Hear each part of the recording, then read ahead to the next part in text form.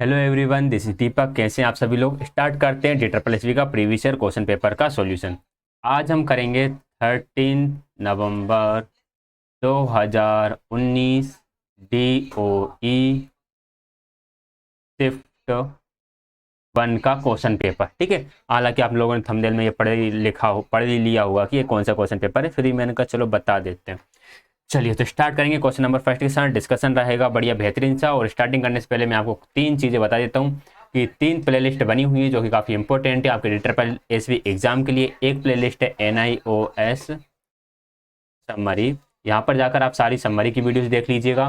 एक प्लेलिस्ट है CDP bye दीपक sir, जो कि हमारे दूसरे चैनल है, एक और चैनल है नेशन बिल्डर अकेडमी, वहाँ पर ये वाली प्लेलिस्ट पड़ी हुई है। और एक प्लेलिस्ट है DSSC previous year question paper. अगर आप तीनों प्लेलिस्ट देख लेते हो तो आपका 80% पेपर फंस जाएगा और ज़्यादा से ज़्यादा 90% ही फंस जाएगा। ठीक है, इसके बाद फ्यूचर में एक और प्लेलिस्ट बन जाएगी DSSB इंपॉर्टेंट क्वेश्चन नाम से, या DSSB क्वेश्चन मैराथन नाम से। उसी और बाद में कवर कर लेना, समझो आपका DSSB का सेकंड पार्ट हो गया कवर।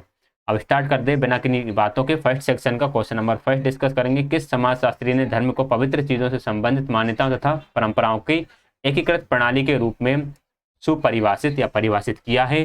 फैक्चुअल क्वेश्चन है एमआईल दुर्खिम। एमआईल दुर्खिम बोलते हैं कि जो धर्म है वह पवित्र चीजों से संबंधित मान्यता तथा परंपराओं का एकीकृत रूप है, इन सबको मिला देते हैं तब वे एक धर्म बन जाता है। क्वेश्चन नंबर सेकंड, निम्नलिखित में से कौन सा प्रभावी शिक्षक की एक अभिवृत्ति नहीं है।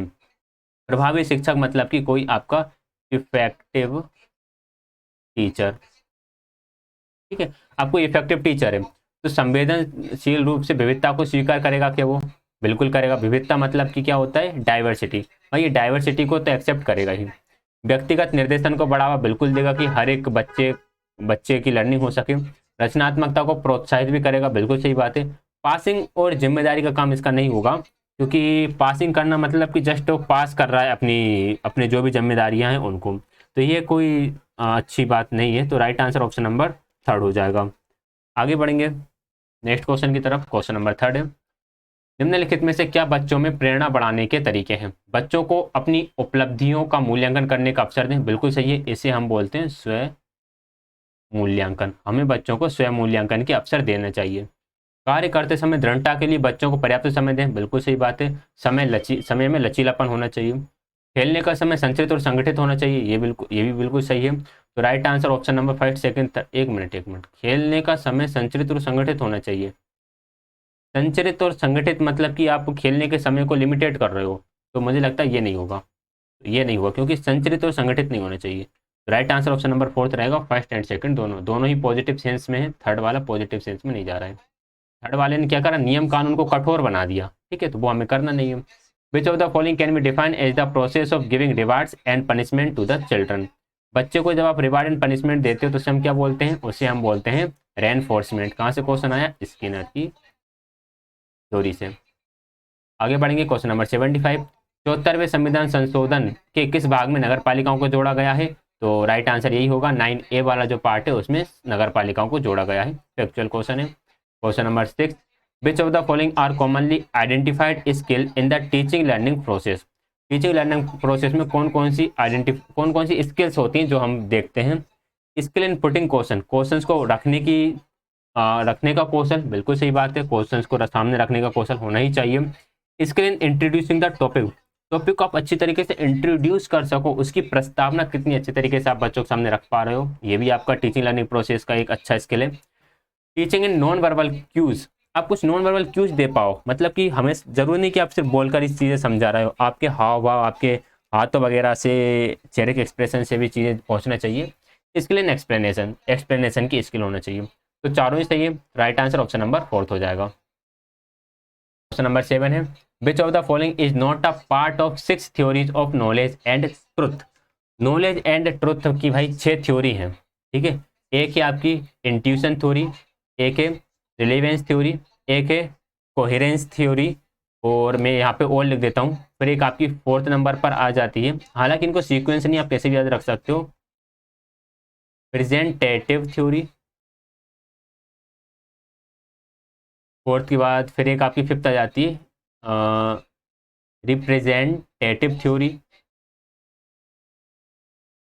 बस यही चीज़ है जो हमें क्वेश्चंस के साथ नहीं मिलती, एक्सप्लेनेशन। एक्सप्लेनेशन के लिए ही आपको ज़रूरी है कि आप क्वेश्चंस को देखो। फिर इंट्यूशन हो गया, रिलेवेंस हो गया, कोहेरेंस हो गया, प्रेजेंटेटिव हो गया, एंड एक और बचा है, कौन सा बचा है, प्रैग्मेटिक बचा है एक होती है प्रैग्मेटिक थ्योरी। ठीक है, ये होती है 6 theories of knowledge and truth. कौन कौन सी? Intuition theory, relevance theory, coherence theory, presentative theory, representative theory and pragmatic theory. अब ये थ्योरीज क्या है, किसी वीडियो में एक अलग से वीडियो बनाकर इनके बारे में हम डिटेल डिस्कशन कर लेंगे। चैनल के साथ जुड़े रहिएगा। अभी हम जस्ट डिस्कस करते जाते हैं हमारे क्वेश्चन पेपर को। ठीक है, क्वेश्चन नंबर 8 की बात करेंगे। क्वेश्चन नंबर 8 है, which of the following are a type of values. Values के टाइप कौन कौन से हैं? मॉरल है, कल्चरल है, यूनिवर्सल है एंड स्पिरिचुअल है। तो चारों ही सही है, चारों ही आपकी वैल्यूज के टाइप होते हैं। मॉरल वैल्यू यानी कि नैतिक मूल्य होते हैं, कल्चरल वैल्यू यानी कि आपके सांस्कृतिक मूल्य, यूनिवर्सल वैल्यू मतलब सार्वत्रिक मूल्य एंड स्पिरिचुअल वैल्यू मतलब आध्यात्मिक मूल्य। तो ये चारों ही तरह के वैल्यूज यानी कि मूल्य होते हैं। क्वेश्चन नंबर 9, किस समाजशास्त्री ने देखा कि शिक्षण प्रक्रिया शिक्षण विधि तथा भाषा उत्पीड़न तथा उत्पीड़न के बीच अंतर पैदा करती है? ये देखा है आपका पाउले फ्रेयरी ने। ये जस्ट एक फैक्चुअल क्वेश्चन है, जिन्होंने ये देखा कि शिक्षण प्रक्रिया किस किस के बीच अंतर करती है, कि भाषा उत्पीड़क तथा उत्पीड़ित। भाषा उत्पीड़क क्या हो गया? भाषा उत्पीड़क मतलब ये होता है कि कौन कौन से एलिमेंट है जो उत्पीड़क का काम कर रहे हैं। एंड भाषा उत्पीड़ित की मतलब है कि कौन है जो उससे उत्पीड़ित हो रहा है। जैसे उत्पीड़न को हम बोलेंगे, वो होता है ना किसी का शोषण करना, उस तरह का वर्ड है यहाँ पर। ठीक है, पाउलो फ्रेयरी ने यह डेफिनेशन दी है। Question number 10, according to Carl Jung which of the following is not a general characteristic of a introvert. Carl Jung के अकॉर्डिंग जो इंट्रोवर्ट होते हैं यानी कि जो अंतर्मुखी होते हैं, उनकी कौन सी एक सामान्य विशेषता नहीं है? तो जो अंतर्मुखी रहेंगे उनमें फ्लेक्सिबिलिटी की कमी होगी, बिल्कुल होगी। इजिली एम्बेरेस्ड हो जाते हैं, बिल्कुल हो जाते हैं। रेदर रिजर्व्ड यानी कि रिजर्व रहते हैं बहुत ज़्यादा, ये भी सही है। Neglectful of elements and personal belongings. Personal belongings को निगलेक्ट, अच्छा, अकेलेपन को निगलेक्ट करते हैं और पर्सनल बिलोंगिंग यानी कि खुद में ही रहने को भी निगलेक्ट करते हैं, बिल्कुल गलत बात है। ये कैरेक्टरिस्टिक होती है एक्सट्रोवर्ट की, जो खुद में ही रहना पसंद नहीं करते, जो समाज के साथ रहना, लोगों के साथ रहना करना पसंद करते हैं। ठीक है, एक मिनट, यहाँ पर ना थोड़ा लाइट चला गया है, इसलिए मैं को थोड़ा अरेंज कर रहा हूँ। Okay, done. क्वेश्चन नंबर 11 है, किसी भी समाज का के सामूहिक अंतःकरण तथा निम्न अलिखित संविधान है। किसी भी समाज के सामूहिक अंतःकरण तथा अलिखित संविधान क्या है? देखो, सामूहिक अंतःकरण अलिखित संविधान मतलब कि ये कुछ ऐसी चीज है जिनको लिखा नहीं गया है कि ये चीज होना ही चाहिए, बट वो है, तो उन्हें हम बोलते हैं समाज की वैल्यूज एंड नॉर्म्स।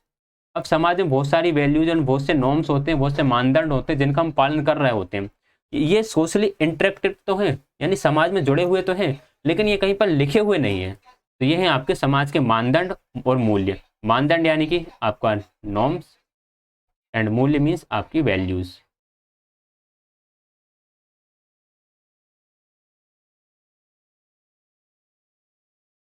ये आपका मानदंड हो गया नॉर्म्स एंड मूल्य हो गया आपका वैल्यूज। ठीक, क्वेश्चन नंबर 12 है, किस समाजशास्त्री ने समाज तथा संस्कृति के संरक्षण में शिक्षा प्रणाली की भूमिका पर बल दिया है? किसने दिया है? अगेन एमआईल दुर्खिम ने दिया है।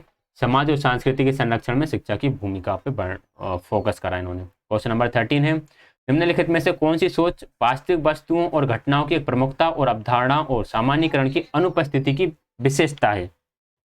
मतलब कि ऐसी कौन सी सोच है जिसमें वास्तविक वस्तुओं और घटनाओं की एक प्रमुखता और अवधारणाओं और सामान्यीकरण की अनुपस्थिति की विशेषता है? सामान्यीकरण की अगर हम इस क्वेश्चन को इस तरह से लिखें, इसमें वास्तविक वस्तुओं और घटनाओं की एक प्रमुखता, अवधारणाओं और सामान्यीकरण की अनुपस्थिति। अगर वास्तविक वस्तुओं की अनुपस्थिति लेकर चले तो अमूर्त चिंतन होना चाहिए, लेकिन वास्तविक वस्तु और घटनाओं की प्रमुखता हो, अवधारणा और सामान्यीकरण की अनुपस्थिति हो, तो फिर आपका कॉन्क्रीट थिंकिंग रहेगा।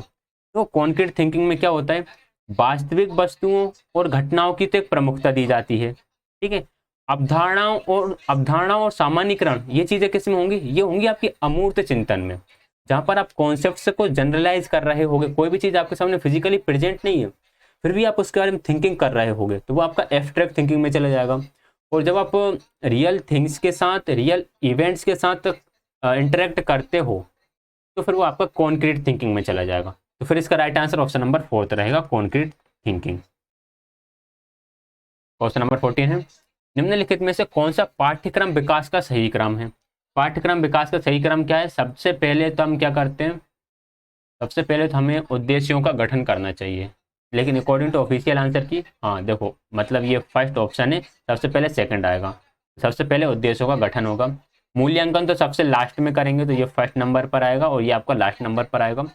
शिक्षण अधिगम अनुभवों को लागू करने में शिक्षण सीखने के अधिगमों का चयन करना, तो पहले हम चयन करेंगे और उसके बाद फिर हम लागू करेंगे। तो सबसे पहले कौन सा आएगा? सबसे पहले आएगा सेकंड, फिर आएगा फोर्थ, फिर आएगा 3, 1।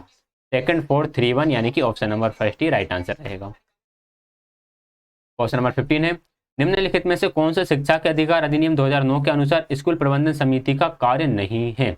स्कूल प्रबंधन समिति का कार्य क्या नहीं है? अनुदान की उपयोगिता की निगरानी करना, बिल्कुल सही बात है। जो भी बजट है उस बजट की निगरानी करना, पैसा कहाँ लग रहा है, कितना लग रहा है।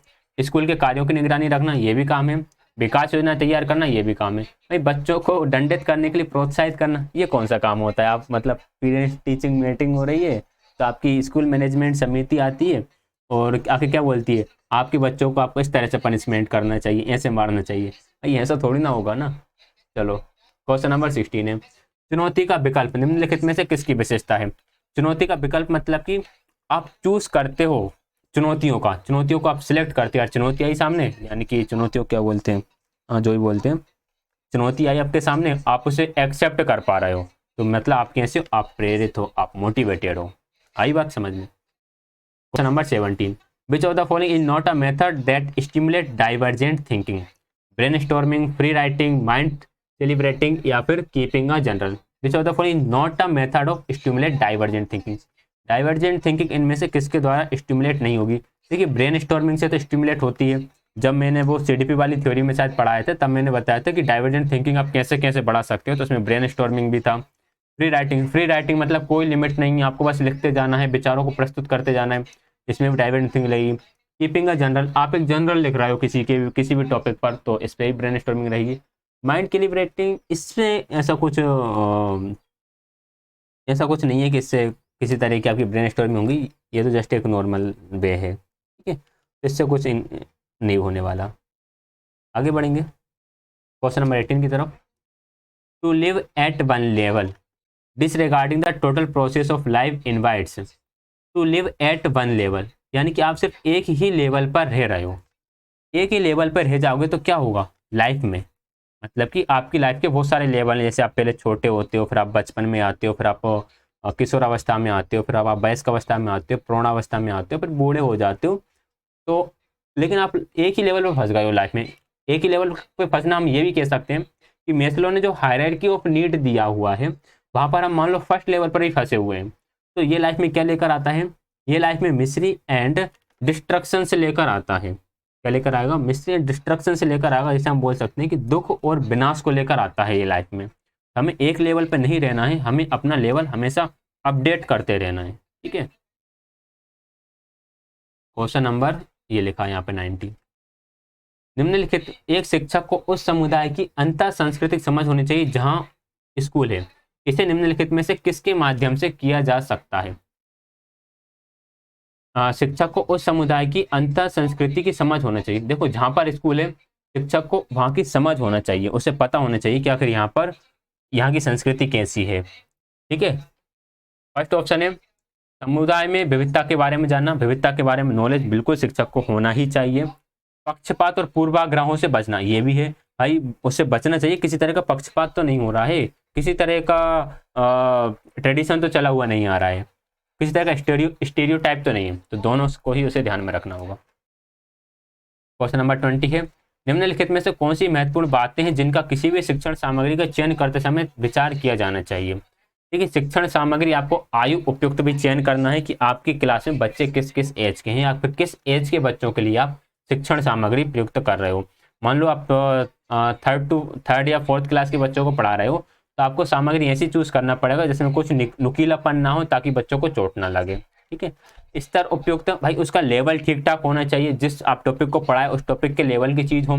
थर्ड फोर्थ क्लास के बच्चों के सामने आप वर्नियर कैलिपर्स रख दोगे तो वो बोलेंगे ये कहाँ का पेंचकस है। ठीक है, उपलब्धता, ऐसी शिक्षण सामग्री हो जो आसानी से उपलब्ध हो जाए, हो सके तो बच्चों के वास्तविक जीवन से जुड़ी ही होना चाहिए। रचनात्मक उपयोग, ऐसी शिक्षण सामग्री जिससे क्रिएटिविटी बढ़ सके। आप चाहो तो बच्चों से खुद टीएलएम को क्रिएट करने के लिए बोल सकते हो, या फिर आप खुद क्रिएट कर सकते हो और बच्चों को बता सकते हो कि मैंने घर पे जो कुछ कार्डबोर्ड्स पड़े थे उन्हीं से ये इसे बनाया है, या फिर जो पेन की रिफिल्स बच जाती हैं, जो पेन खाली हो जाते हैं उनसे बनाया है। तो ये चारों ही चीज़ों का हमें ध्यान रखना है क्रिएटिविटी के लिए, सॉरी शिक्षण अधिगम सामग्री के चयन करते टाइम। सेकंड सेक्शन का क्वेश्चन नंबर फर्स्ट, शास्त्रीय अनुकूलन पर किस वैज्ञानिक ने काम करा है? इवन पेवलव ने काम करा है, कुत्ते पर प्रयोग करा, क्लासिकल कंडीशनिंग इस थ्योरी को बोला जाता है, और बाकी सब तो आप जानते ही हैं। क्वेश्चन नंबर सेकंड है, कक्षा के भौतिक वातावरण की गुणवत्ता को बढ़ाने में अध्यापक की क्या भूमिका होती है? विद्यार्थियों को कक्षा की दीवारों को चित्रकारी क्रियाकलाप वाले चार्ट सुंदर बनाने के लिए प्रोत्साहित करना, बिल्कुल सही बात है। बच्चों को मोटिवेट करो कि आप अच्छे अच्छे चार्ट बना के लगाओ। जिस इमारत में कक्षा होती है उसकी कुशलता से सुरक्षा सुनिश्चित करना, बिल्कुल सही बात है। भाई बिल्डिंग में क्लास लग रही है तो उस बिल्डिंग की आप सुरक्षा भी तो रखो, नहीं तो पता चले क्लास चल रही है और ऊपर से बड़ बड़ टीचर पढ़ा रहा है, बेटा आज हम पढ़ेंगे अर्थ क्यूब, और पता चला क्लास में अर्थ क्यूब आ गया। बच्चों को विभिन्न क्रियाकलापों जैसे सफाई, कचरा निपटान आदि में प्रोत्साहित करना, तीनों का यूज करेंगे। राइट आंसर ऑप्शन नंबर 4 हो जाएगा। शिक्षण की प्रदर्शन विधि एक है। शिक्षण की प्रदर्शन विधि क्या है? दक्षता आधारित है, अध्यापक केंद्रित है, शिक्षक केंद्रित है, विषय आधारित केंद्रित है, तीनों ही गलत है। प्रदर्शन विधि होती है वो अध्यापक केंद्रित होती है। ठीक है, जो NIOS की समरी चल रही है ना, उसमें एक वीडियो जो है उसमें हर तरह की केंद्रित विधि, मतलब अध्यापक केंद्रित विधि, शिक्षार्थी केंद्रित, विषय केंद्रित, तीनों ही हमने मेथड पढ़ी थी और तीनों में डिफरेंस भी पढ़े थे कि कौन सी मेथड किसके अंदर आती है, ये भी पढ़ा था। अगर आपने नहीं देखा तो प्लीज जाके देख लीजिएगा, डिस्क्रिप्शन में लिंक है। चलो क्वेश्चन नंबर 4 है, कक्षा में आपके छात्रों के ज्ञान के निर्माण में एक अध्यापक के रूप में आपकी क्या भूमिकाएं हैं? कक्षा में सहकारी तथा सहयोगात्मक अधिगम को बढ़ावा देना, विद्यालय के अंदर की क्रियाओं को विद्यालय के बाहर की क्रियाओं से जोड़ना, उनके अधिगम की प्रगति में आत्मविश्लेषण तथा आत्म मूल्यांकन को शामिल करना, तीनों ही शामिल करेंगे हम, क्योंकि हम सहकारी अधिगम को बढ़ावा देंगे, इससे बच्चों का सामाजिकरण बढ़ेगा। हम जो लर्निंग है उसको स्कूल से बाहर लेकर जाएंगे, यानी कि आउट ऑफ द स्कूल लेकर जाएंगे, आउट ऑफ द बुक से लेकर जाएंगे। उनके अधिगम की प्रगति के बारे में आत्म विश्लेषण, बच्चे अपने आप का सेल्फ एनालिसिस कर पाए और सेल्फ इवेल्युएशन कर पाए, इसका हमें ध्यान रखना है कि बच्चे इतने काबिल हों कि खुद को एनालाइज करके देख सकें और खुद का इवेल्युएशन करके देख सकें। ठीक है ना, चलिए भाई क्वेश्चन नंबर 5 की बात करते हैं। निम्नलिखित में से कौन सी भाषा इंडो अर्गो परिवार से संबंधित है? तो चारों ही भाषा इंडो अर्गो नहीं, ये इंडो आर्यन होता है, इंडो आर्यन से संबंधित है। तो ये चारों ही भाषा इंडो आर्यन से संबंधित हो जाती हैं। और भारत में भाषाओं के कितने परिवार मौजूद है? भारत में भाषाओं के 4 परिवार मौजूद है, याद रखिएगा। क्वेश्चन नंबर 6 है, एक कक्षा में पौधे के विभिन्न हिस्सों के शिक्षण के लिए एक अध्यापक प्रत्येक कक्षा को घर कक्षा में एक पौधे का नमूना लाने का निर्देश देती है। बाद में वह छात्रों को 5 छात्रों के समूह में विभाजित कर देती है तथा उन्हें पौधों का चित्र बनाने तथा उन्हें अंकित करने के लिए कहती है। ऐसा करने से निम्नलिखित में से किस लाभ की उम्मीद है? देखिए क्या हुआ, ये थी आपकी टीचर और उनके साथ बैठे हुए थे ये बहुत सारे बच्चे। उन्होंने सब बच्चों से बोला कि बेटा कल आप लोग एक एक प्लांट लेकर आओ। अब बच्चे आए प्लांट लेकर, ठीक है, चलो बना ही देते हैं पूरा। हालांकि ये बहुत ही कह सकते हो बेकार टाइप का प्लांट बन रहा है, चलो छोड़ो। तो बच्चे एक एक प्लांट लेकर आते हैं, फिर वो क्या करती है 5-5 का ग्रुप बना देती है और बच्चों से बोलती है अब आप अपने ग्रुप में काम करो। अब इससे होगा क्या? सहायता करना, बांटना, जिम्मेदारियों को ग्रहण करने से सामाजिक गुणों का विकास होगा। बिल्कुल सही बात है, ग्रुप में काम करेंगे तो इन सबका विकास तो होगा ही। किसी कार्य को सफलतापूर्वक पूर्ण करने के लिए सम्मिलित संसाधनों का संयोजन, ये बात भी ठीक है। तो दोनों ही राइट आंसर हो जाते हैं। ऑप्शन नंबर 4 राइट आंसर रहेगा, फर्स्ट तथा सेकंड दोनों। क्वेश्चन नंबर 7 है, समस्या समाधान के लिए आइडल मॉडल किसके द्वारा विकसित किया गया था? आइडल मॉडल दिया गया था ब्रेनफोर्ड के द्वारा। ठीक है, क्या है आइडल मॉडल? यानी समरी में बिल्कुल डीप में बताया है, बहुत अच्छे से एक्सप्लेन करा है।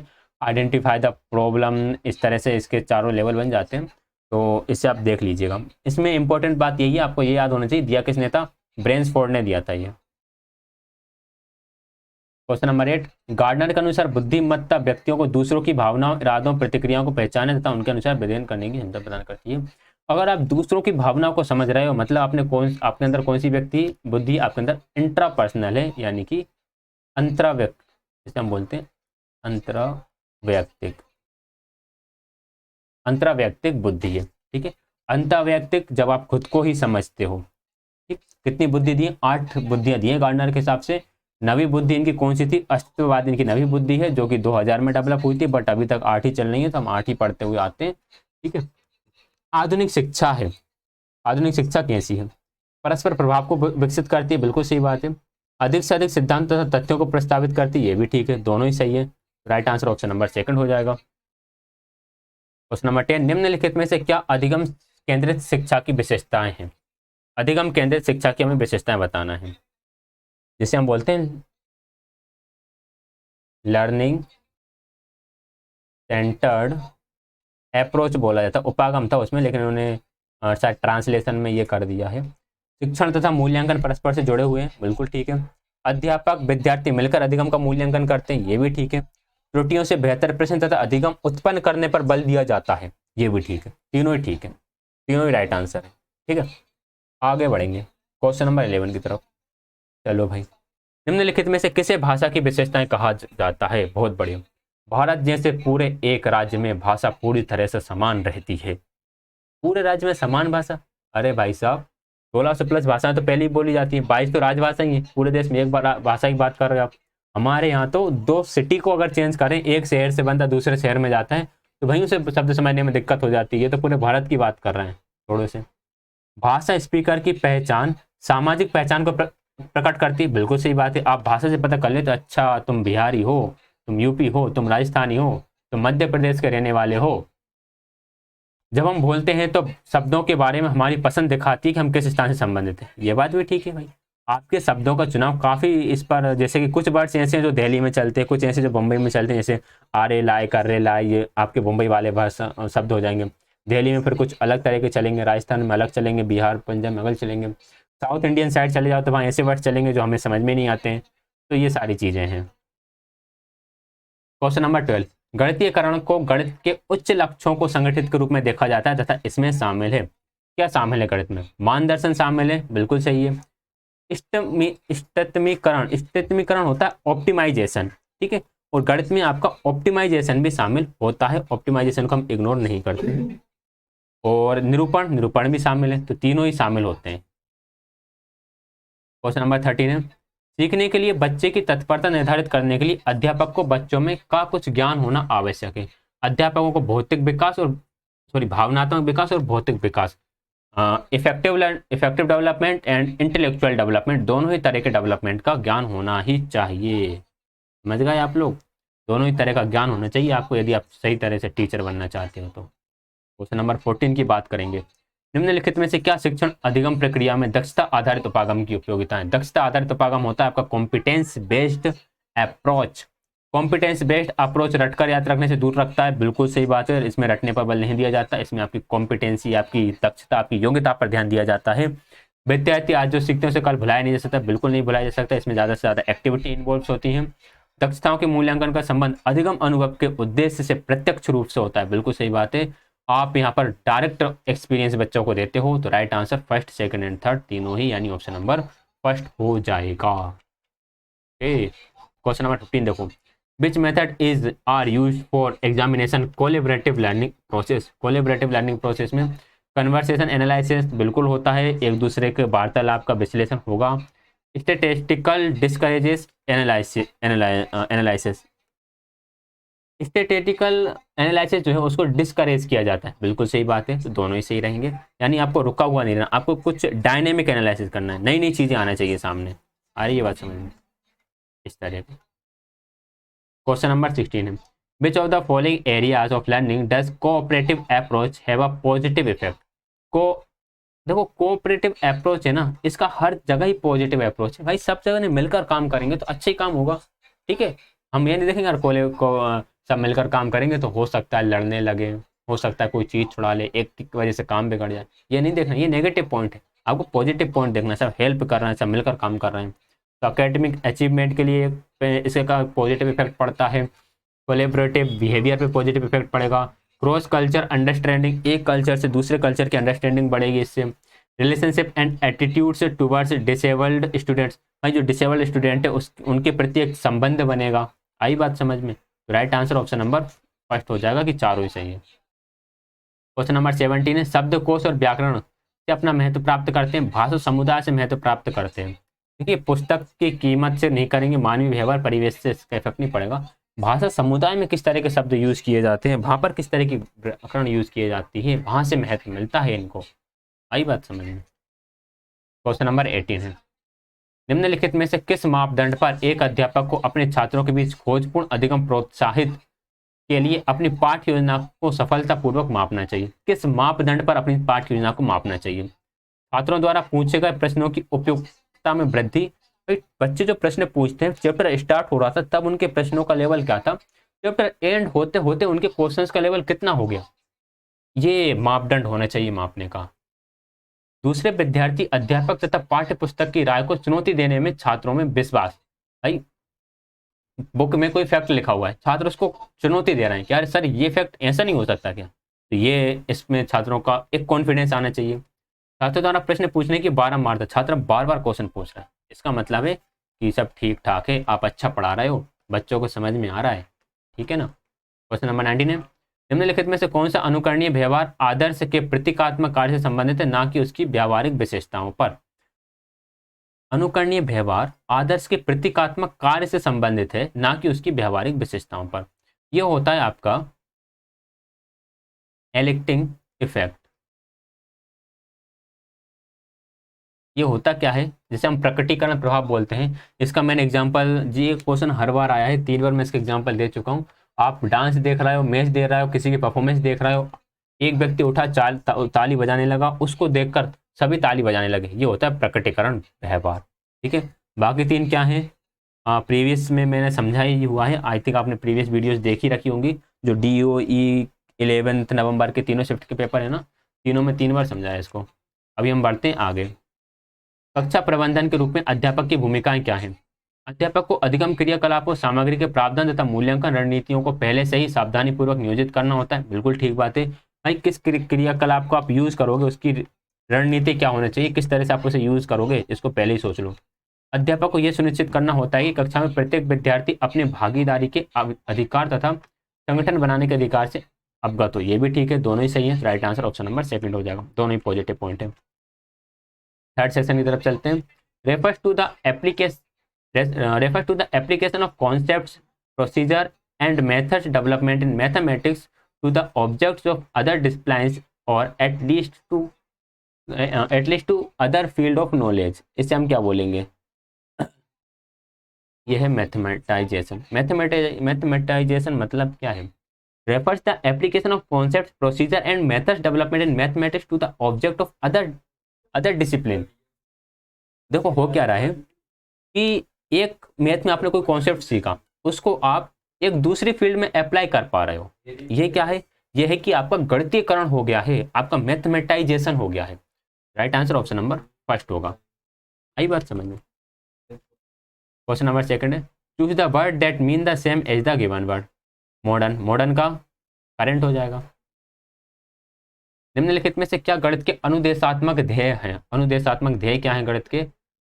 इंस्ट्रक्शनल एम्स या उद्देश्य क्या है? बच्चों को सोचने तथा तर्क करने की क्षमता को विकसित करना, बिल्कुल सही है। तीव्रता, सटीकता के साथ गणना करना, ये भी रहेगा। विभिन्न सिक्कों को समझना तथा पहचानना, ये भी रहेगा, तीनों ही रहेंगे। तो राइट आंसर, विभिन्न सिक्कों मतलब कि विभिन्न पहलू। क्वेश्चन नंबर 4 है, choose the word that is opposite in the meaning of in the given word. Harmony, harmony का क्या होगा? डिस्कॉर्ड होगा। आगे बढ़ेंगे। क्वेश्चन नंबर 5 है, निम्नलिखित में से कौन सी 5E मॉडल की एक अवस्था नहीं है? मूल्यांकन, इवेल्युएशन होती है, विनियोजन अवस्था ये भी होती है, अन्वेषण एक्सप्लोरेशन ये भी होती है, इवेल्युएशन एग्जामिनेशन इसकी कोई अवस्था नहीं होती है। ओके, 5E में 5 अवस्थाएं होती है, जिनमें से आपकी ये अवस्था 5E मॉडल के अंतर्गत नहीं आती है। इसे भी हमने NIOS में अच्छे से पढ़ा हुआ है।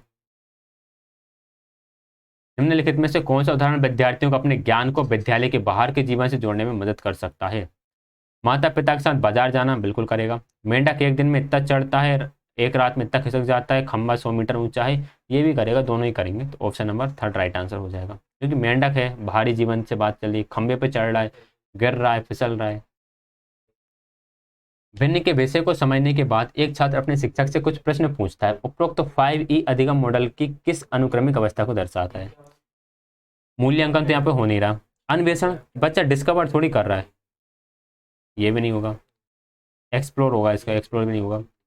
एंड स्पष्टीकरण, स्पष्टीकरण भी नहीं हो रहा, एक्सप्लेनेशन भी नहीं हो रहा। यहाँ पर विस्तार हो रहा है। क्या हो रहा है यहाँ पर? विस्तार हो रहा है, वे अपने नॉलेज को एक्सपेंड कर रहा है, यानी बढ़ा रहा है। ठीक है। क्वेश्चन नंबर 8 है, choose the word that can substitute the given sentence. A person who spend very little, बहुत स्पेंड लिटिल करता है उसे हम बोलते हैं मिसर, जिसे कंजूस बोला जाता है। क्वेश्चन नंबर 9, गणित शिक्षण की निम्नलिखित में से किस विधि से शिक्षक बच्चों में विपणन के दौरान पाठ्य पुस्तकों से लाभ तथा हानि अध्याप अवधारणा को लागू करने में मदद कर सकते हैं? बताओ भाई, किस के दौरान कर सकते हैं? विश्लेषणात्मक विधि के दौरान या परियोजना विधि के दौरान?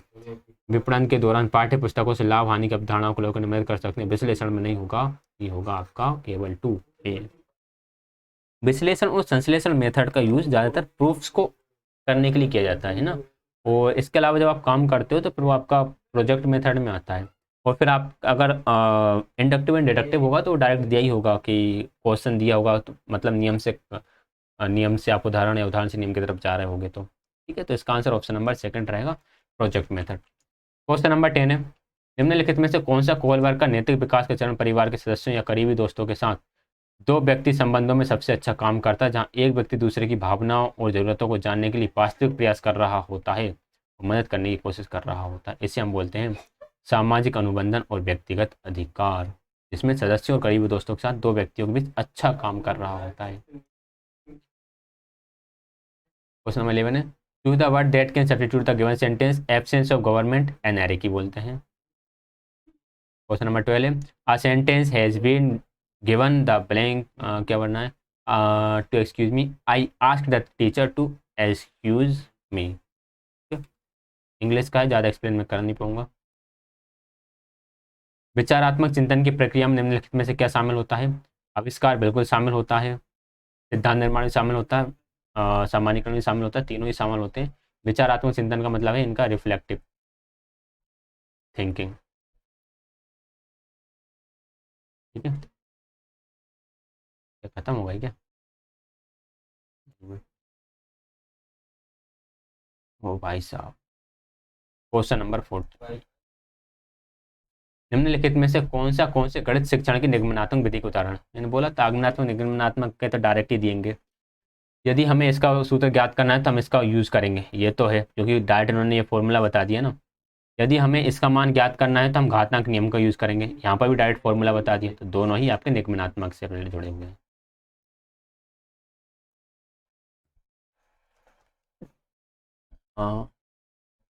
In the following question, out of the given 4 alternate, select the alternate which is the best express of the meaning of the following idiom phrase. To take something to heart, अरे रे रे, ओ हो, दिल पे ले लेना। To be greatly affected by something, किसी से बहुत ही ज्यादा प्रभावित हो जाना, बहुत ही तेज प्रभावित हो जाना। वाह, क्या इडियम फ्रेजेस आई। क्वेश्चन नंबर 16, अभ्यास में स्किनर के अनुयायी अक्सर प्रजाति विशिष्ट व्यवहार के साथ एक स्थलाकृति के रूप में कार्य करते हैं। तो प्रजाति विशिष्ट व्यवहार के साथ ये प्रतिक्रिया की स्थलाकृति के रूप में काम करते हैं। ठीक है, जस्ट आपको याद रखना फैक्चुअली है, इसमें कुछ एक्सप्लेनेशन का था नहीं।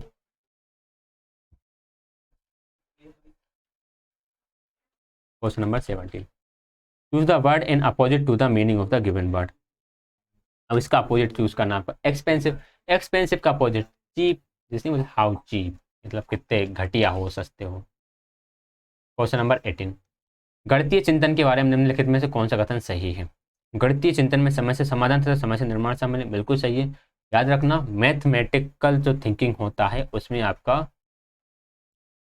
Problem solving and problem posing दोनों ही शामिल होते हैं, तो दोनों राइट आंसर हो जाएगा। क्वेश्चन नंबर 19 है, किस पार्ट में एरर है, हमें ये बताना है। The greatest advantage in the modern in the innovation with the computer, third part में एरर है भैया, इतना सुन लो, इतना बता सकता हूँ मैं। क्वेश्चन नंबर 20, सामाजिकरण की प्रक्रिया क्या है। एक प्रक्रिया जिसके द्वारा समाज अपने सदस्यों को सामाजिकरण से स्वीकार तरीके से व्यवहार करने के लिए प्रेरित करते हैं। समाज अपने सदस्यों को सामाजिक रूप से स्वीकार तरीके से व्यवहार करने के लिए प्रेरित करते हैं, बिल्कुल सही बात है। समाज आपको प्रेरित करेगा कि आप इस तरह का व्यवहार करो, यही समाज में एक्सेप्टेबल है। एक प्रक्रिया जिसके द्वारा समाज अपने सदस्यों द्वारा सामाजिक रूप से स्वीकार तरीके से व्यवहार करने के लिए प्रेरित होते हैं, मतलब जो समाज है वो प्रेरित होता है कि सदस्यों के द्वारा समाज प्रेरित होता है, ऐसा नहीं होता। समाज से सदस्य जो होंगे वो प्रेरित होंगे। कौन प्रेरित होंगे, समाज से आपके सदस्य प्रेरित होंगे, ना कि सदस्य से समाज प्रेरित होगा। तो समाज प्रेरित नहीं होगा, इसलिए सेकंड वाला कट जाएगा, फर्स्ट वाला राइट आंसर रहेगा। क्वेश्चन नंबर फर्स्ट, एरिक्सन के सिद्धांत का स्टेज सिद्धांत होने के पीछे कितने कारण हैं। तो इसके तीन कारण हैं कि उन्होंने एरिक्सन ने अपने सिद्धांत की स्टेजेस जो बनाई हुई, छह नहीं है, गलती से निकल गया वो। इसके चार कारण हैं। एक कारण तो इसका ये था कि व्यक्ति का जो विकास होता है वह होता है स्टेजेस में, व्यक्ति का डेवलपमेंट स्टेजेस में होता है, इसलिए इन्होंने अपनी में स्टेजेस बताई हैं। इन्होंने बताया कि हर एक स्टेज का positive and negative and positive effect पड़ता है, इसलिए इन्होंने इसको स्टेजेस में डेवलप करा। थर्ड ये था कि इन्होंने बताया कि प्रत्येक स्टेज के टाइम पे क्या होता है कि कुछ आवश्यकताएं होती हैं, जिसके कारण कुछ व्यक्ति की आवश्यकताएं होती है जो समाज की आवश्यकताओं के साथ टकराती हैं, इससे कॉन्फ्लिक्ट टाइप का डेवलप होता है। और फोर्थ रीजन इन्होंने ये बताया कि यदि व्यक्ति इन सब चरणों को पूरा कर लेता है, यदि व्यक्ति एक स्टेज को पूरा कर लेता है तो उसका एक स्वस्थ व्यक्तित्व सामने आता है। हम बोलते हैं कि उसकी एक हेल्दी पर्सनालिटी सामने आती है अगर वो हर स्टेज को अचीव कर लेता है। तो देखो उन्होंने चार रीजन बताए थे जिस कारण उन्होंने अपने सिद्धांत को स्टेज में डब बनाया। क्वेश्चन नंबर सेकंड है, पुस्तक समीक्षाएं। पुस्तक समीक्षा नई पुस्तक नोटिस बोर्ड पर लिखती हैं, उपलब्धि का बोर्ड कराती हैं, विद्यार्थियों को नई पुस्तक दिखाती हैं, उन्हें बताएं किसी पुस्तक की उपयुक्तता के बारे में निर्णय लेने में आपकी सहायता करती हैं, बिल्कुल सही बात है। पुस्तक समीक्षा कुछ नहीं है, बुक्स रिव्यू है। बुक्स का जो रिव्यू करते हैं ना वो है, जैसे मैं अपने चैनल पे बुक्स का रिव्यू करता हूँ, पूरा खोल कर बताता हूँ किस बुक में क्या है, कैसा कंटेंट है। तो पुस्तक की उपयुक्तता के बारे में निर्णय लेने में आपकी सहायता करती है और आपको कौन सी बुक लेना है कौन सी बुक नहीं लेना है। ईवीएस में रचनात्मक अभिव्यक्ति के संबंध में निम्नलिखित में से कौन सा कथन सही है। रचनात्मक परिवर्तन को प्रबंधित करने की क्षमता बढ़ाती है, परिवर्तन को प्रबंधित करने की क्षमता बढ़ाती है, बिल्कुल सही बात है। परिवर्तन को प्रबंधित मतलब कि परिवर्तन को आप एक्सेप्ट करो, उसको रखो आप। एक मिनट रुकना, पानी पी रहा हूँ।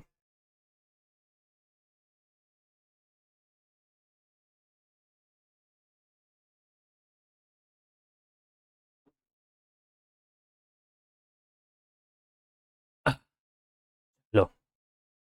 ओहो। रचनात्मक अभिव्यक्तियां अध्यात्मक डोमेन को विकसित करने में बहुत उपयोगी होती हैं, सॉरी भावात्मक डोमेन को विकसित करने में उपयोगी होती हैं, बिल्कुल सही बात है। रचनात्मक अधिगम को उत्तेजित करती, अधिगम को उत्तेजित मतलब कि एक्साइट करती हैं, प्रेरित करती हैं उसको, तीनों ही सही है। फिर क्वेश्चन नंबर 4 है, कंप्यूटर उपयोग में फोर्थ स्टेज को क्या बोला जाता है। देखो इन्होंने बोला कि फोर्थ स्टेज होता ही नहीं है, बट मुझे लगता है इसका आंसर ऑप्शन नंबर सेकंड होगा। लेकिन अगर हम इनके ऑप्शंस की तरफ जाएं तो एक पूर्व का हो गया, एक उसके दौरान हो गया और एक पश्चात का हो गया, इसके हिसाब से तो इसकी सिर्फ तीन स्टेज ही होना चाहिए। बट फोर्थ स्टेज भी इसकी हो सकती है, तो इसमें को हम रखेंगे डाउट में, क्योंकि जब मुझे इसका क्लियर कट एक्सप्लेनेशन पता चल जाएगा तब मैं इसका राइट आंसर बताऊंगा। अभी आप थर्ड को ही राइट आंसर मानो कि कंप्यूटर में फोर्थ चरण कोई होता ही नहीं है। मेटाकॉग्निशन रणनीतियों में क्या शामिल होता है। मेटाकॉग्निशन रणनीतियों में पूर्वालोकन शामिल होता है या फिर स्वयं सुधार शामिल होता है। हाँ हाँ हाँ हाँ, मेटाकॉग्निशन मतलब होता है कि अपने विचारों पर ही विचार करना, इसमें स्वयं सुधार शामिल होगा, सेल्फ करेक्शन शामिल होगा। राइट आंसर ऑप्शन नंबर 3 हो जाएगा। पूर्वावलोकन तो फिर आपका रिफ्लेक्टिव थिंकिंग में आएगा, नहीं रिफ्लेक्टिव थिंकिंग में भी नहीं आएगा पूर्वावलोकन। पूर्वावलोकन आपका ओनली कॉग्निशन में आ जाएगा फिर। क्वेश्चन नंबर 6 है, which of the following is not a part of teachers role. Teachers का कौन सा रोल नहीं होता है? देखिए जो पर्सपेक्टिव रोल है ना वो टीचर का नहीं होता, टीचर का एक प्रोसीजरल रोल होता है। ठीक है, टीचर के कुछ 3 से 4 रोल होते हैं जिसके बारे में हमने डिस्कस करा हुआ है, यानी इसकी समरी में शायद करा है या फिर आने वाली वीडियोज में हो जाएगा, तो वहाँ पर आपको समझ में आ जाएगा। तो फर्स्ट है जो पर्सपेक्टिव रोल, वह टीचर का रोल नहीं होता है। निम्नलिखित में से कौन सा अभ्यास ईवीएस में जीवित और निर्जीव चीजों के बारे में सीखने में एक शिक्षक अपने छात्रों को दे सकता है? ईवीएस में जीवित और निर्जीव चीजों के बारे में बताना है कि लिविंग एंड नॉन लिविंग में बताना है, तो टीचर कौन सी एक्टिविटी दे सकता है? अपने छात्रों को अपनी पाठ्य पुस्तक से जीवित और निर्जीव चीजों के उदाहरण, गलत बात है, टीपा टापी नहीं करवाना। छात्रों को कृत्रिम और मानव निर्मित चीजों के बारे में लिखने के लिए कहना, सिर्फ लिखने से काम हो जाएगा। छात्रों को अपनी पाठ्य पुस्तक में जीवित और उदाहरणों को याद करने के लिए कहना, रोट लर्निंग नहीं कराना भाई। छात्रों को उन जीवित और निर्जीव चीजों को सूचीबद्ध करने के लिए कहें जो अपने आसपास देखते हैं, बिल्कुल सही बात है। अपने आसपास जो वो लिविंग एंड नॉन लिविंग देख रहे हैं ना, उनको भाई आप डिफ्रेंशिएट करो, उनको आप लिस्टेड करो, इससे तो लर्निंग होगी बच्चों की, एक्सप्लोर कर पाएंगे अपने नॉलेज को। कहानी सुनने की कौन सी तकनीक को अनदेखा किया जा सकता है? बच्चों को शामिल करने के लिए प्रश्न पूछना, इसको अनदेखा नहीं कर सकते। मुख्य शब्दावली और वाक्यांशों को दोहराने का मौका देकर, इसको भी इग्नोर नहीं कर सकते। जहाँ जरूरत हो कहानी पर टिप्पणी करना, इसको भी इग्नोर नहीं कर सकते। तो हर समय ध्वनि का प्रभाव बनाना, हम इसको इग्नोर कर सकते हैं। इन तीनों को इग्नोर नहीं कर सकते, मतलब फोर्थ वाले को कर सकते हैं। क्वेश्चन नंबर 9 है, डिजिटल वीडियो के कक्षा में प्रभावशाली उपयोग के लिए क्या सुझाव है? वेबसाइट, मीडिया आदि से आपको परिचित कराना, बिल्कुल सही बात है। आपको नहीं, ये शायद पाठ होगा, पाठ को परिचित कराना। दिखाने से पहले कई बार अनुक्रम देखना ताकि आप जान सकें कि कब रोकना है, बिल्कुल ठीक है, दोनों ही सही आंसर रहेंगे। कि आपको एक लिस्ट पता तो ही मुझे इसको पॉज कब करना है। क्वेश्चन नंबर 10 है, एक समावेशी अधिगम वातावरण को सुनिश्चित करने के लिए बच्चों के साथ तय किए गए कुछ निश्चित नियम क्या हैं? क्या क्या नियम है जो तय किए गए हैं? जोड़े या समूहों में स्वतंत्र अधिगम के लिए सहयोग की आवश्यकता होती है, प्रतिस्पर्धा की नहीं। सही बात है। जब आप समूहों में या फिर कपल्स में काम, पेयर्स में काम कर रहे होते हो, तो आपको एक दूसरे का सहयोग करना है, कॉम्पिटेंस नहीं करना। बच्चों को वस्तुएं साझा करने की आवश्यकता है ताकि सभी कार्य तक पहुंच सके, बिल्कुल ठीक है। एक दूसरे से आप चीज़ें शेयर कर सकते हो ताकि आप अचीव कर पाओ, आपका वर्क कंप्लीट कर पाओ। तो इसी राइट आंसर। क्वेश्चन नंबर 11, विभिन्न रणनीतियों का उपयोग करने के लिए बच्चों को संकेत देना किस भूमिका का हिस्सा है? विभिन्न रणनीतियों का उपयोग करने के लिए बच्चों को संकेत देना, यह आएगा संवादात्मक भूमिका। संवादात्मक भूमिका मतलब कि संवाद चल रहा है, यहाँ पर बच्चों को आप इंस्ट्रक्शंस दे रहे हो, ठीक है। हाँ, ये 4 ही भूमिका होती है टीचर की, वो आ गया मुझे। टीचर की जो भूमिका है ना, ये चारों ही भूमिका हैं जो टीचर की होती है। इसमें प्रतिक्रियात्मक भूमिका नहीं दिख रही होगी आपको, प्रक्रियात्मक है वो, प्रतिक्रियात्मक नहीं है। तो ये चारों ही भूमिकाएं एक शिक्षक की होती हैं, याद रखिएगा। जीवित और गैर जीवित चीजों के बारे में पढ़ाते समय ईवीएस पाठ्य योजना में कौन सा एक अधिगम उद्देश्य हो सकता है? कौन सा अधिगम उद्देश्य हो सकता है? छात्र कृत्रिम और प्रत्येक चीजों के बीच अंतर कर करेंगे, छात्र जीवों के आरेख बना सकेंगे, छात्र सभी गैर चीजों को नाम ले सकेंगे, छात्र जीवित और गैर चीजों की विशेषताओं को बता सकेंगे। ये ज्यादा ठीक है कि छात्र लिविंग एंड नॉन लिविंग की कैरेक्टरिस्टिक्स क्या है, इनको बता पाएंगे। क्वेश्चन नंबर 13 है, निम्नलिखित में से कौन सा कथन या कौन से कथन सही है? फिल इन अभ्यासों का प्रयोग शब्दावली के लिए किया जा सकता है, बिल्कुल किया जा सकता है। फिल इन मतलब कि एक जैसे क्लोज टेस्ट होते हैं, वही है ये। फिल इन अभ्यासों को भाषा के अधिक सक्रिय उत्पादन की आवश्यकता नहीं होती है, भाषा के अधिक सक्रिय उत्पादन की आवश्यकता नहीं होती, यानी कि एक्टिव प्रोडक्शन, एक्टिव उत्पादन की आवश्यकता नहीं होती है। हाँ, ये बोल सकते हैं हम कि जब फिलन होता है तब बच्चों को एक ही वर्ड भरना होता है, तो वो एक लॉजिक ला के भर सकता है। जरूरी नहीं है कि आपकी उसमें फ्लुएंसी हो या फिर आपने उसमें मास्टरी हासिल कर रखी हो, ठीक है। बट यार हाँ, इसकी आवश्यकता नहीं होगी, क्योंकि ज़रूरी नहीं कि आपको इसकी ज़रूरत हो, तो ये भी सही हो जाएगा। दोनों ही सही होंगे, फर्स्ट एंड सेकंड, क्योंकि इससे हम ये बोल सकते हैं कि पहला बात तो ये है कि हाँ, इससे आपकी वोकैब डेवलप होगी, और दूसरा ये है कि इसके लिए ज़रूरी नहीं है कि आपको पूरा ही नॉलेज हो लैंग्वेज का, ठीक है। आप बहुत ज़्यादा उसमें एक्टिव हो लैंग्वेज को लेकर, तो इसलिए दोनों ही सही हो जाएंगे। 14 है, प्रसंग में भाषा की वैश्विक समझ को दिखाना। किस शीर्षक के अंतर्गत आएगा, ये आपको पढ़ना के अंदर आएगा, क्योंकि प्रसंग मतलब कि कॉम्प्रीहेंशन से जो दिखाए जाते हैं। अब कॉम्प्रीहेंशन में भाषा की वैश्विक समझ को दिखाना, भाषा की वैश्विक समझ मतलब कॉम्प्रीहेंशन के माध्यम से हम भाषा की पूरी कंप्लीटली नॉलेज को देख सकते हैं, कंप्लीटली अंडरस्टैंडिंग को समझ सकते हैं। क्योंकि कॉम्प्रीहेंशन में हम क्वेश्चंस देख सकते हैं, हम सिनोनिम सेंटोनिम से देख सकते हैं, बच्चे का अंडरस्टैंडिंग लेवल समझ सकते हैं। तो ये रीडिंग के अंदर आएगा, क्योंकि कॉम्प्रीहेंशन को रीड करके तो बच्चा चीज़ों को लेता है, समझता है। क्वेश्चन नंबर 15 है, लेखन गतिविधि शब्द स्तर पर लिखना किसके अंतर्गत आता है। शब्द स्तर पर लिखना पिक्चरों के लिए लेवल भी आ जाएगा और शब्द पहले भी आ जाएगा, दोनों ही इसके अंदर आ जाएगा। राइट आंसर रहेगा थर्ड। 16 है, निम्नलिखित में से किस अवसर पर बच्चों की पहली भाषा का उपयोग करने का निर्णय लिया जाता है। पहली भाषा का उपयोग करने का निर्णय लिया जाता है। कहानी में आगे क्या आता है, इसकी भविष्यवाणी क्या करनी चाहिए, बिल्कुल सही बात है, इससे बच्चे फर्स्ट लैंग्वेज का यूज़ करेंगे। अधिगम रणनीतियों पर चर्चा करने में भी आप फर्स्ट लैंग्वेज का यूज़ करोगे, तो right answer option number second हो जाएगा। क्वेश्चन नंबर 7 है, which of the following is not one of the aspect of socio cultural environment. Socio cultural environment का कौन सा एक एस्पेक्ट नहीं है, तो आर्किटेक्चर को इसका एस्पेक्ट नहीं माना है। ठीक है, ट्रेडिशंस माना है, कस्टम्स माने हैं, नॉर्म्स माने हैं। ट्रेडिशंस मतलब कि जो आपकी परंपराएं हैं उन्हें माना है, कस्टम्स भी परंपराएं होता है, इनमें एक रूढ़ियां हैं एक परंपराएं हैं, और नॉर्म्स यानी कि जो मानदंड है इन्हें भी माना है। ये भी सोशल कल्चर एनवायरनमेंट में आते हैं, आर्किटेक्चर से इसमें नहीं आता। सूत्रात्मक भाषा से आपका क्या अभिप्राय है। सूत्रात्मक भाषा मतलब होता है आपका फॉर्मुलिक लैंग्वेज।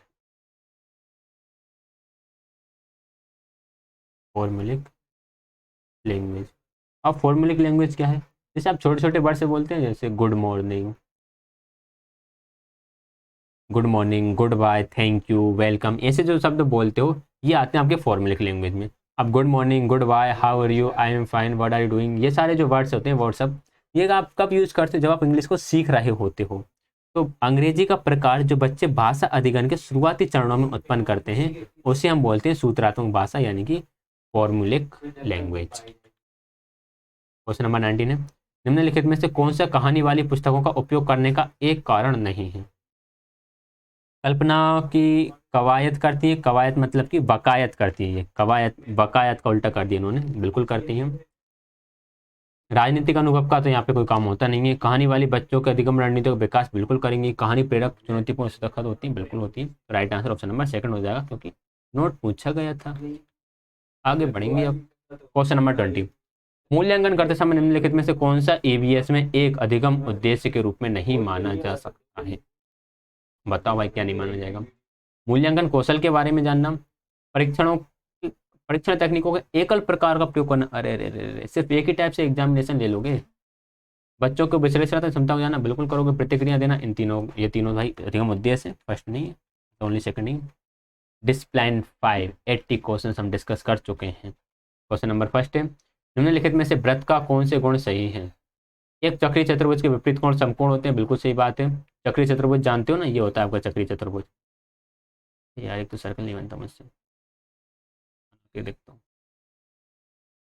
ये हो गया आपका सर्किल, और सर्किल पर जो क्वाड्रिलेटरल बनता है उसे हम बोलते हैं साइक्लिक क्वाड्रिलेटरल या चक्रीय चतुर्भुज। ठीक है, इसके जो विपरीत कोण होते हैं ये दोनों, ये होते हैं संपूरक। संपूरक मतलब कि अगर मैं इसको ए ले लूँ, इसको बी ले लूँ, तो इन दोनों का सम कितना होगा, इन दोनों का सम होगा 180।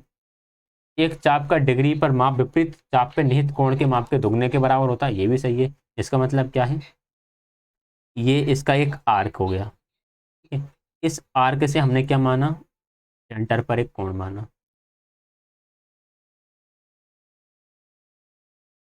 विपरीत चाप में निहित कोण के माप का दुगना होता है। और एक अगर हम कहीं बनाते हैं, अगर ये एंगल थीटा है तो ये एंगल 2 थीटा होता है। इसके हिसाब से right answer option number second होगा। हालांकि ये शायद कुछ और बोल रहे हैं, या तो इनका ट्रांसलेशन में कुछ एरर है, या फिर ये कुछ और बोलना चाह रहे हैं। एक चाप का डिग्री माप विपरीत चाप में निहित कोण के माप का दुगना होता है, फिर ये बोल रहे होंगे कि ये एक चाप हो गया, इसमें एक कोण इधर बनाया और एक कोण इधर बनाया। चलो छोड़ो, मुझे यही होना चाहिए, हो सकता है ट्रांसलेशन एरर हो, बट राइट दोनों ही।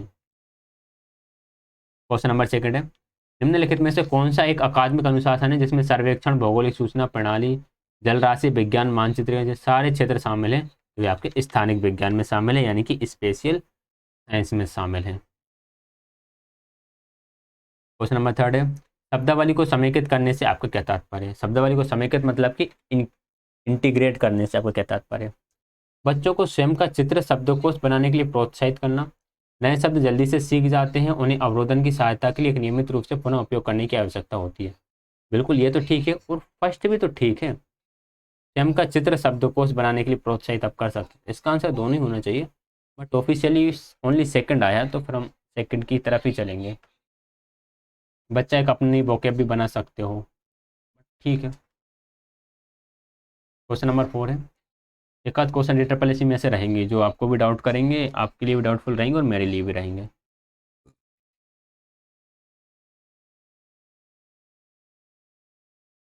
क्वेश्चन नंबर 4 की बात करेंगे। क्वेश्चन नंबर 4 है, राष्ट्रीय पाठ्यक्रम की रूपरेखा एनसीएफ 2005 के अनुसार उच्च प्राथमिक स्तर पर इतिहास पढ़ाने के विषय में निम्नलिखित में से कौन सा कथन सही है? उच्च प्राथमिक स्तर में इतिहास को भारत के विकास पर क्या ध्यान केंद्रित करना चाहिए? ठीक बात है। उच्च प्राथमिक स्तर पर इतिहास भारत के विभिन्न हिस्सों के विकास के साथ साथ विश्व के अन्य हिस्सों में विकास कार्यक्रमों पर खंज पर ध्यान देना चाहिए। बिल्कुल सही बात है, ये ज़्यादा सही है कि भारत के इतिहास के साथ साथ आप विश्व का अन्य हिस्सों के विकास पर भी आप ध्यान दो।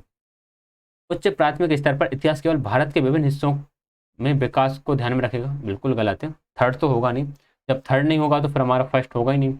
और फर्स्ट एंड सेकंड ऑप्शन में बात करें तो फर्स्ट से ज़्यादा राइट ऑप्शन नंबर सेकंड है कि भारत के साथ साथ बच्चे के अंदर विश्व का नॉलेज भी होना चाहिए, तो केवल दूसरा इसका राइट आंसर रहेगा ऑप्शन नंबर 4। क्वेश्चन नंबर 5 है, एक वस्तु को 25% छूट पर बेचा गया, यदि अंकित मूल्य 6,000 रुपये है तो वस्तु का विक्रय मूल्य क्या होगा? देखिए ये क्या क्या है, आपका मार्केट प्राइस है। मार्केट प्राइस पर कितने परसेंट की छूट दी गई? 25% की छूट दी गई, यानी कि 75% में बेचा गया। वो आपको किसके बराबर हो जाएगा? एसपी के बराबर हो जाएगा।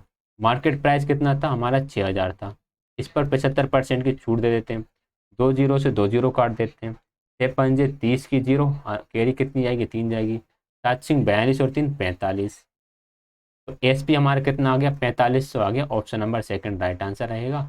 इसे मैं लिख देता हूँ कि ये कितना था, ये 75 था, 75। ठीक, आगे बढ़ेंगे क्वेश्चन नंबर 5 की, क्वेश्चन नंबर 6 की तरफ। Which is essential for implementation of inclusive education? Inclusive education के लिए क्या क्या क्या इम्प्लीमेंटेशन होना चाहिए, क्या निहितार्थ हैं? टीचर्स एजुकेशन, बिल्कुल सही बात है, टीचर की एजुकेशन से थोड़ी सी ढंग की होना चाहिए। स्कूल लीडरशिप भी बेहतर होना चाहिए, तो right answer option number second हो जाएगा, बोथ फर्स्ट एंड सेकंड। ये जो पेपर एडिट हुआ है ना, जैसे यहाँ पर आपको ऑप्शन नहीं दिख रहा, ऐसे ही पेपर एडिट होना चाहिए था पूरा। मैं कोशिश तो करा था पूरा ऐसे एडिट हो जाए, बट वो हो नहीं पाया। प्राथमिक स्तर पर निम्नलिखित में से कौन से या कौन से सामाजिक विज्ञान में मूल्यांकन के उद्देश्य हैं? व्यक्तिगत जरूरतों तथा आवश्यकताओं को पहचाने, ये तो रहेगा। शिक्षण अधिगम प्रक्रिया में सुधार, ये भी ठीक है। बच्चों में मूल्यांकन के भय को दूर करें, ये भी ठीक है। बच्चों को व्यक्तिगत रूप से सीखने के लिए प्रोत्साहित करें, ये भी ठीक है। तो ठीक तो चारों ही हैं। प्राचीन स्तर पर निम्नलिखित में से कौन से सामाजिक विज्ञान के मूल्यांकन के उद्देश्य हैं, तो देख लेते हैं। राइट आंसर इसका ऑप्शन नंबर थर्ड रहेगा, फर्स्ट सेकंड थर्ड फोर्थ। एक मिनट, मुझे लग रहा था फोर्थ ऑप्शन में कहीं ना कहीं गड़बड़ है। बच्चों को व्यक्तिगत रूप से सीखने के लिए प्रोत्साहित करें, हमें व्यक्तिगत रूप से नहीं, हमें बच्चों को सामूहिक रूप से सीखने के लिए प्रोत्साहित करना है। यहाँ पर मैंने व्यक्तिगत का सेल्फ लर्निंग से ले लिया था, यहाँ पर व्यक्तिगत नहीं, हमें सामूहिक रूप से सीखने के लिए प्रोत्साहित करना पड़ेगा। फिर राइट आंसर हमारा ऑप्शन नंबर सेकंड हो जाएगा। क्वेश्चन नंबर 8 है, निम्नलिखित में से कौन सी गतिविधि या गतिविधियां छात्रों को भारत में सांस्कृतिक विविधता के बारे में सिखाने के लिए दी जा सकती हैं? कक्षा में सांस्कृतिक विविधता के बारे में एक छात्र को पढ़ने के लिए कहना, एक छात्र खड़ा होकर सिर्फ पढ़ रहा है सांस्कृतिक विविधता के बारे में, तो भाई ये तो कुछ मुझे लग नहीं रहा है ऐसा।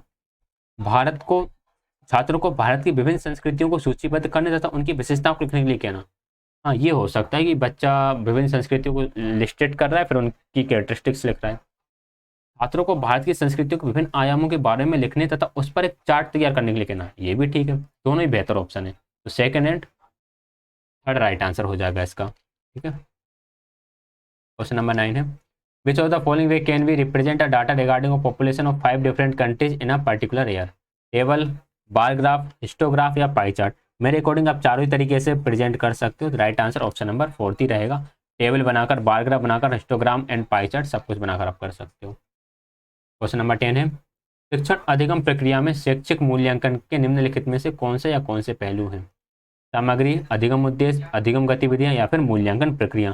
तो चारों ही मूल्यांकन में हम देखते हैं मूल्यांकन की सामग्री, मूल्यांकन के उद्देश्य, उसकी गतिविधियां क्या होंगी और उसकी प्रक्रियाएं क्या रहेंगी।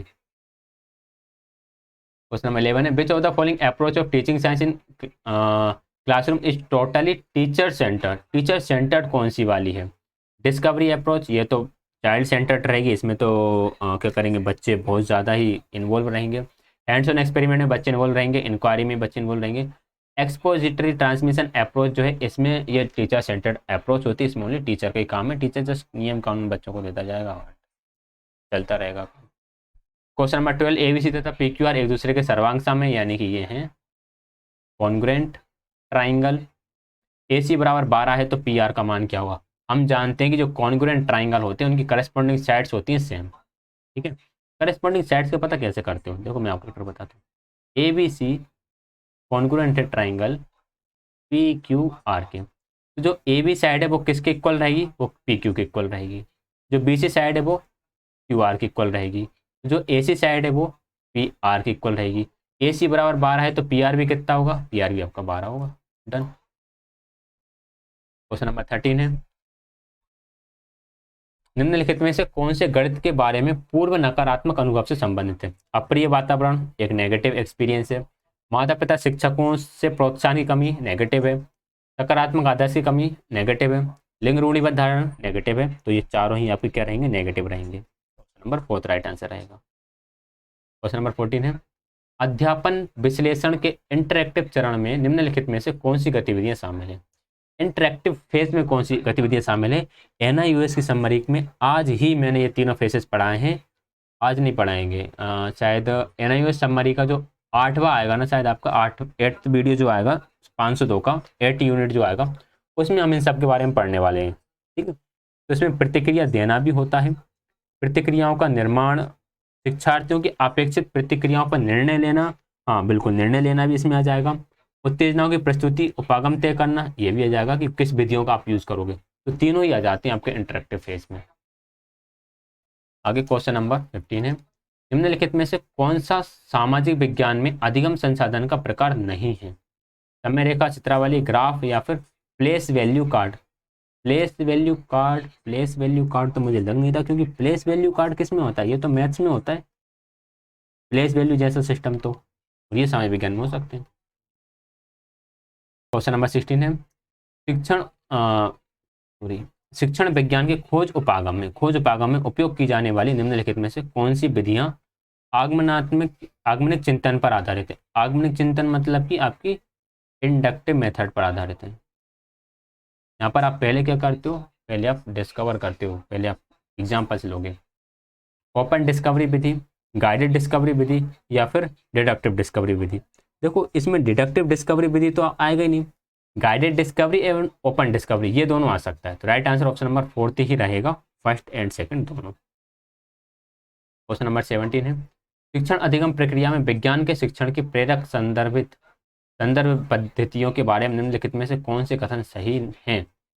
विज्ञान शिक्षण के प्रेरक संदर्भ विधि के बारे में। प्रेरक संदर्भ विधि मतलब कि शायद इसमें अगर हम इंग्लिश ट्रांसलेट करें इसका, तो आपको यहाँ पर मोटिवेट कर रहे होंगे या प्रमोट कर रहे होंगे। इस विधि में ज्ञान आत्मार्जित है और ज्ञान में बदल जाता है। ज्ञान आत्मार्जित है और ज्ञान में बदल जाता है। सब अच्छा ठीक है, ज्ञान आत्मार्जित है, इस हिसाब से हम बोल सकते हैं कि हाँ ये हो सकता है। करके सीखना बहुत अच्छी बात है। ये छात्रों को महत्वपूर्ण सोच बढ़ाने और उत्सुक अवलोकन की आदत विकसित करती है कि बच्चों के अंदर जिज्ञासा बढ़े। वही तीनों ही सही है, तीनों ही पॉजिटिव सेंस की तरफ जा रहा है। कौन सा संयोजन ठीक नहीं है? इन दोनों का एक पदी का बहुपद से गुणनफल, एक पदी मतलब कि मोनोमियल का पॉलिनोमियल से गुणनफल, मोनोमियल का पॉलिनोमियल से कह सकते हैं। एक पदियों का गुणनफल, थर्ड यहाँ पर दिया नहीं है। फिफ्थ एक पदियों का विभाजन, तो यहाँ पर तो डिवाइड हो ही नहीं रहा ना, यहाँ पर तो मल्टीप्लाई हो रहा है। यहाँ पर मोनोमियल का मोनोमियल से मल्टीप्लाई हो रहा है, यहाँ पर डिवाइड क्या हो रहा है? यहाँ तो सब्ट्रैक्ट हो रहा है। तो ये आपका गलत हो गया, गलत है तो यही सही है, ठीक है। थर्ड यहाँ पे छपा ही नहीं, क्या कर सकते हैं। क्वेश्चन नंबर 19 है, निम्नलिखित में से कौन सा विभाजन कक्षा में शिक्षकों द्वारा पहचाने जाने वाली खोज विज्ञान की विशेषताएं हैं। खोजी विज्ञान की विशेषताएं कौन सी है। विद्यार्थियों को अपने निर्णय स्वयं करने होंगे। हाँ, बच्चों को अपने निर्णय तो खुद ही लेना पड़ेंगे, डिस्कवर कर रहे हैं, खुद डिस्कवर करो, खुद डिसीजन लो। कोई भी जांच विद्यार्थियों को हर प्रकार की जांच प्रक्रिया का उपयोग करने की अनुमति नहीं देगी। कोई भी जांच विद्यार्थियों को हर प्रकार की जांच प्रक्रिया का उपयोग करने की अनुमति नहीं देगी। तो हाँ, इसे हम बोल सकते हैं कि बच्चे हर प्रकार की जांच प्रक्रिया का यूज ना करें। यहाँ पर कुछ हो सकता है कि टीचर की हेल्प लेना पड़े या किसी और की हेल्प लेना पड़े। Right answer first and second दोनों रहेगा। क्वेश्चन नंबर 20 है, SEN स्पेशल एजुकेशन नीड के बिना वाले छात्रों के लिए निम्नलिखित में से कौन सा समावेशी का लाभ है। यानी SEN वाले बच्चे नहीं, सिर्फ अच्छे बच्चे हैं। अंतःक्रियात्मक गतिविधियों के दौरान ट्यूटर्स के अनुसार काम कर सकता है, ठीक है। विस्तृत व्यक्तियों की विस्तृत श्रृंखला के साथ प्रभावी ढंग से संवाद कर सकता है, संबोधित करना सीख सकता है, ये भी ठीक है। कई मानव उपकरण व्यवसायों के बारे में जानने की संभावना बढ़ेगी, ये भी ठीक है। तो तीनों ही सही है। Right answer option number third हो जाएगा। फोर्थ भी दिया था, फोर्थ नहीं, राइट आंसर ऑप्शन नंबर क्या होगा, थर्ड होगा, ठीक है। तो ये हमारे हो गए 100 क्वेश्चन